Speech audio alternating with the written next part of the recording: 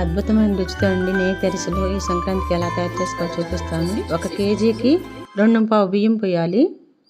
పొద్దున్న నానబోసాము.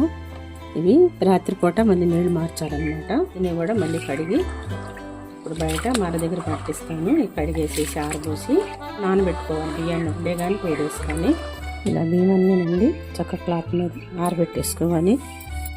చూడండి, ఈ తడి ఉండాలన్నమాట. కొంచెం ఇలా ఈ తడి ఉండాలి. మరీ ఆరిపోతే అరిసెలు రావన్నమాట. మరొక పంపి మిల్లు దగ్గరే బాగా అదిని పెట్టాలి. పిండి మర దగ్గరే, లేదంటే ఆరిపోతుంది. ఇది ఇంకొకసారి జల్లించుకోవాలన్నమాట. తడిపిండి కదండి, కొంచెం గడ్డలుగా ఉంటుంది. ఇలా కొంచెం మనం అలా మధ్యలో ఉండలు అట్లాంటివి కొంచెం ఇలా వచ్చినాయి అన్నీ కూడా చిరుపుకుంటూ ఇట్లా చేసుకోవాలన్నమాట. ఇట్లా మళ్ళీ పిండిని మనం వెంటనే అదుకోవాలి, లేదంటే ఆరిపోతుంది పిండి అంతా కూడా. ఇట్లా మరుగులాగా బరకకు వచ్చిన పిండి అంతా కూడా మనం విడిగా పెట్టుకుని దోశ పిండిలో వేసేసుకోవచ్చు అండి. ప్లేట్లో పోసేసుకున్నాము.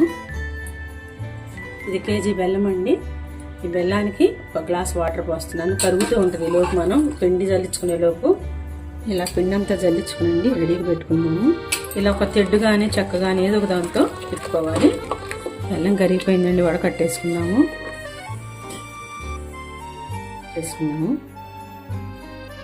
మళ్ళీ అదే గిన్నె కడుక్కునండి దాంట్లో పోసేసుకున్నాము. ఇప్పుడు హైలో పెట్టేసుకున్నాము. నేను ఇందాకంతా మీడియంలో పెట్టాను.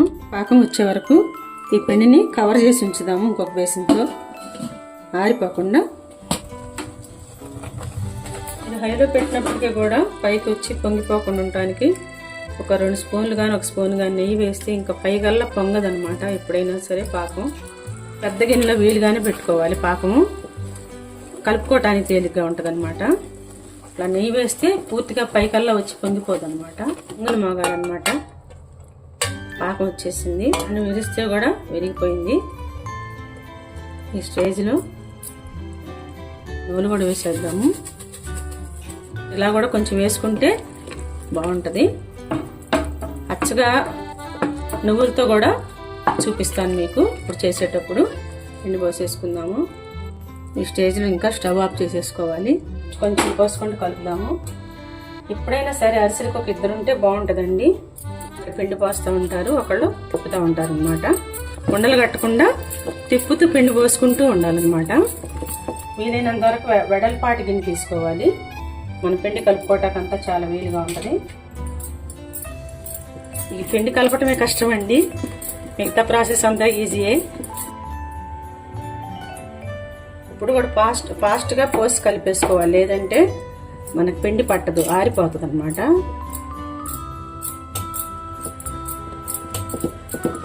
పక్కమట అంటుకుంటా ఉంటుంది. దాన్ని మనం ఇలా మళ్ళీ లోపలికి అనుకుంటూ కలుపుకుంటూ రావాలి. మొత్తం అడుక్కంతా కలిసేటట్టుగా కలుపుకోవాలి పిండి. ఇలా మనకి గడ్డలు ఏమి లేకుండా, పొడి పిండి లేకుండా పూర్తిగా కలిసిపోయేటట్టుగా కలుపుకోవాలి. లేదంటే నూనెలో మనకి అవి పేలుతాయి అన్నమాట. చేతికి అంటుకోకూడదండి మనం తీసేటప్పుడు. మరీ జారుగా ఉండకూడదు. మనకు వండ చేసినా కానీ ఎక్కువ అంటుకోవట్లేదు చూడండి.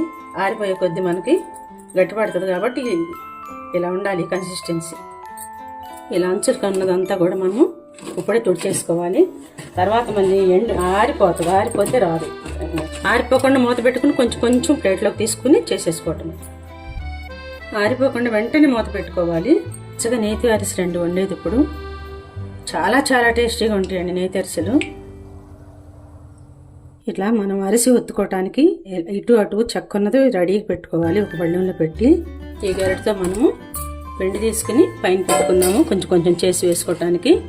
ఎక్కువ తీయకూడదు, ఆరిపోతుంది పిండి. కొంచెం ఇలా ఒక కవర్ తీసుకుని ఈ కవర్ కొంచెం నెయ్యి రాసుకుని సైజు కావాలో అంత అరిసి చేసుకోవటమే. అలా హైలోకి మీడియంలోకి అడ్జస్ట్ చేసుకుంటూ వండుకోవాలన్నమాట అరిసెలు. కొంచెం మనకు చేతికి అంటుకుంటేనండి నెయ్యి కొంచెం చేతికి అద్దుకుని నెయ్యితో చేసేసుకోవటం అనమాట. నేను మీడియం ఫ్లేమ్లో పెట్టి వేయిస్తున్నాను. ముందు మీకు నువ్వులు లేకుండా ఫస్ట్ వేసి చూపిస్తాను ఒక 5. మిగతా అన్ని కూడా నువ్వులతో చేసి చూపిస్తాను. అసలు నెయ్యితో నేనండి వండుతుంది. నూనె వేసి ఈ చెక్క మీద వేసేసుకుని మనము ఇలా చెక్క మీద వేసేసుకుని చక్కగా ఒత్తేసుకోవటం అనమాట. ఇలా ఒత్తేసుకోవాలి. ఇలా మనకి ప్లేట్లోకి మొత్తగా వచ్చిన నెయ్యి అంతా కూడా మళ్ళీ దీంట్లో పోసేసుకోవాలన్నమాట. నెయ్యి కన్నా ఆయిల్ ఎక్కువ తీసుకుంటాయి అరిసెలు. ఎక్కువ విడిపోయి నూనెలో పడిపోకూడదు అనుకుంటే కొంచెం మజ్జిగ పోసి కలుపుకుంటే ఎక్కువ ఆయిల్లోకి పడిపోకుండా ఉంటాయండి. ఎక్కువ పోసుకోకుండా కొంచెం చూసుకుంటూ కలుపుకోవాలన్నమాట. మరి జారుగా కలపకూడదు, తడి పొడిగా కలుపుకోవాలి. నువ్వులు కొంచెం మజ్జిగ పోసి ఇట్లా కొంచెం ఇలా కలుపుకుంటే చాలు.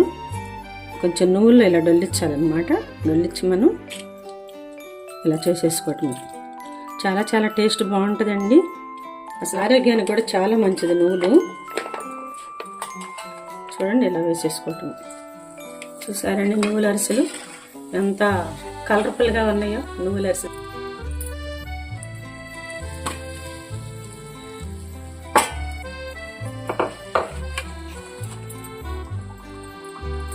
చూసారా, ఇలా ఇలా డొల్లించాలండి.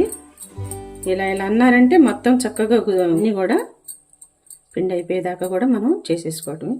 మీకు నువ్వులు వద్దనుకుంటే మామూలు అరిసెలు ఇందాక చూసి చూపించాను కదా, అలా వేసేసుకోవటమేనండి. ఎక్కువ రాలిపోకుండా ఉంటాయి అన్నమాట మనకి నెయ్యిలో కానీ నూనెలో కానీ నువ్వులు వేసేసుకోవటం. చూసారండి అరిసెలు అంటే ఇవి సూపర్గా ఉన్నాయండి. చాలా చాలా బాగుంది చూడండి. ఇలా అన్నీ కూడా చేసుకున్న బేసన్లో వేసుకోవాలి, ఆరుతా ఉంటాయి అన్నమాట. ప్రతి అరిసె కూడా ఇలా వెంటనే ఒత్తేసుకోవాలి. వెంటనే వేసేసి దీని మీద ఇలా చెక్కల మధ్యలో వేసి ఒత్తేసుకుంటే మనకు ఇంకా నెయ్యి తీసుకోదండి. ఇదంతా కూడా పోసేసుకుందాము. ఈ నెయ్యి అంతా కూడా చూడండి ఇలా నెయ్యి మొత్తం దీంట్లో ఉంచేసుకోవాలన్నమాట. కొంచెం మీడియంలోకి సిమ్లోకి అడ్జస్ట్ చేసుకుంటూ వేసుకోవాలి. ఒక్కలే ఉన్నప్పుడు అసలు హైలో పెట్టకూడదండి. ఇలా అన్నీ కూడా వేసుకుని చివరికంటా కూడా ఇలా వేసుకుని వేయించేసుకోవటమే. ఇక్కడికి నెయ్యి కొంచెమే ఉందనగా ఒకవేళ నెయ్యి సరిపోకపోతే పిండి కనుక మిగిలిపోతే మనం ఆయిల్ అయినా పోసుకుని వేసేసుకోవచ్చు ఆ నెయ్యిలోని. రుచి అలాగో కూడా బాగుంటుందండి. పచ్చగా నెయ్యి లేకపోయినప్పటికీ కూడా సగం నూనె సగం నెయ్యి వేసుకోవచ్చు. చివరిలో కూడా రంగు రానిచ్చేసి ఈ చెక్క మీద వేసేసుకుని మనం అన్నీ కూడా ఒత్తేసుకోవాలి ప్రతిదీ.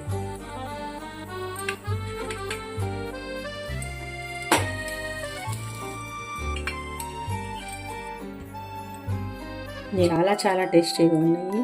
మీరందరూ కూడా ఈ సంక్రాంతి చక్క తయారు చేసుకుని ఎలా ఉన్నాయని చెప్పి కామెంట్స్ పెట్టండి. నువ్వులు అంటించలేదండి వీటికి, ప్లెయిన్ అరిసెలు. ఇవన్నీ కూడా నువ్వులతో చేసిన అరిసెలు.